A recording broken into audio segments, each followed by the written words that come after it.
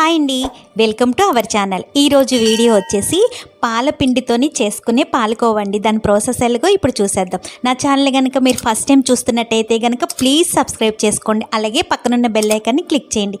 నా నోటిఫికేషన్స్ మీకు వచ్చేస్తాయి. ఇప్పుడు ప్రాసెస్లోకి వెళ్ళిపోదామండి. స్టవ్ వెలిగించి స్టవ్ మీద ఒక కళాయి పెట్టుకొని అందులోని పావు కప్పు బాదం వేసుకోవాలండి, పావు కప్పు జీడిపప్పు వేసుకోవాలి. ఇవి కొంచెం సేపు ఇలాగా వేయించుకోవాలండి.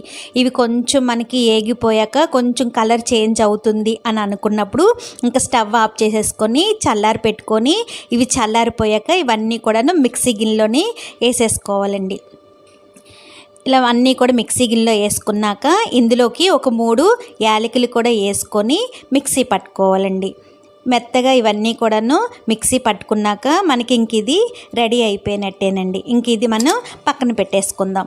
ఇప్పుడు స్టవ్ వెలిగించి స్టవ్ మీద ఒక కళాయి పెట్టుకొని అందులోకి 1 కప్పు పాలండి, కాసి చల్లార్చిన పాలు అనమాట, అవి 1 కప్పు తీసుకోవాలండి. ఇప్పుడు ఇవన్నీ కూడాను ఇందులోనే వేసేసుకున్నాక ఇవి కొంచెం సేపు మరిగితే సరిపోతుందండి.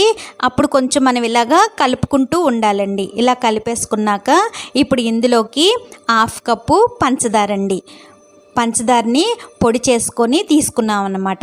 1/2 కప్పు పంచదార పొడి వేసుకోవాలి. ఇప్పుడు ఇదంతా కూడా ఇలా కలుపుకున్నాక ఇందులోకి 2 టేబుల్ స్పూన్లు నెయ్యి వేసుకోవాలండి. ఇప్పుడు ఇవన్నీ కూడాను బాగా కలిసేలాగా కలుపుకోవాలండి. మనకి పంచదార పొడి అనేది బాగా కరిగిపోయేలాగా కలుపుకోవాలి. ఇలా మొత్తం అంతా కూడాను కలిపేసుకున్నాక ఇప్పుడు పాల పొడి తీసుకోవాలండి. మనం పాలు పంచదార ఏ కప్పుతో అయితే కొలుసుకున్నామో అదే కప్పుతోని 2 కప్పులు పాల పొడి తీసుకున్నానండి. ఇది ఒక్కసారి వేయకుండా కొంచెం కొంచెంగా వేసుకుంటూ కలుపుకోవాలండి. ఎక్కడ కూడా మనకి లంప్స్ అనేది లేకుండా, ఉండలు అనేది లేకుండా ఇలాగా కలుపుకోవాలండి. ఇలా కొంచెం కొంచెం వేసుకుంటూ కలుపుకుంటూ ఉండాలి. మొత్తం అంతా కూడా వేసేసుకొని మనం ఇదంతా కూడా ఇలాగా కలుపుకోవాలండి. ఇది క్రీమీ స్ట్రక్చర్ వచ్చినంత వరకు కూడాను ఇలాగా కలుపుకోవాలండి. ఎక్కడ కూడా మనకి ఉండలు అనేది లేకుండా చూసుకోవాలి.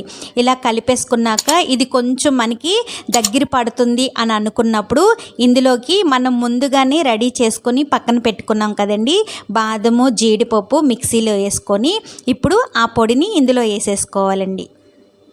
ఇప్పుడు ఇదంతా కూడాను ఇందులో వేసేసుకున్నాక బాగా కలుపుకోవాలండి. ఇదంతా కూడాను ప్రాసెస్ మొత్తం కూడాను మనం మంట మీడియం ఫ్లేమ్లోని లో ఫ్లేమ్లోని అడ్జస్ట్ చేసుకుంటూ చేసుకోవాలండి. ఇదంతా కూడాను వేసేసుకున్నాక బాగా కలుపుకోవాలి. ఈ సైడ్లు అంతా కూడా తీసుకుంటూ ఇలాగా కలుపుకుంటూ ఉండాలండి జాగ్రత్తగా. ఇదంతా కూడా ఎక్కడ కూడా మనకి ఉండలు అనేది కట్టకుండా చూసుకోవాలి.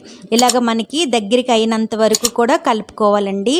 ఇది మనకి కళాయిని ఈడిపోయి నెయ్యి అనేది సపరేట్ అయినంత వరకు కూడాను ఇలాగా కలుపుకుంటూనే ఉండాలి. ఇంకా మనకి ఇది రెడీ అయిపోయిందండి. ఇది కొంచెం చల్లారితే కనుక ఇంకొంచెం మనకి గట్టి పడుతుంది కాబట్టి ఇంకా స్టవ్ ఆఫ్ చేసేసుకొని చల్లారి పెట్టుకోవాలండి. ఇలాగా చల్లారిపోయాక ఇప్పుడు చేతికి కొంచెం మనం నెయ్యి అనేది అప్లై చేసుకొని చిన్న ముద్దలాగా తీసుకోవాలండి. దీన్ని తీసుకొని మనం రౌండ్గా చుట్టుకోవాలి.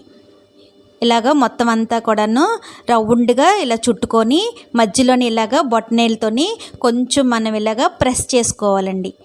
ఇలా చేసేసుకున్నాక ఇవి ప్లేట్లో పెట్టుకొని మన దీనిపైన బాదంతో కానీ పిస్తాతో కానీ జీడిపప్పుతో కానీ డెకరేషన్ అనేది చేసుకోవచ్చండి.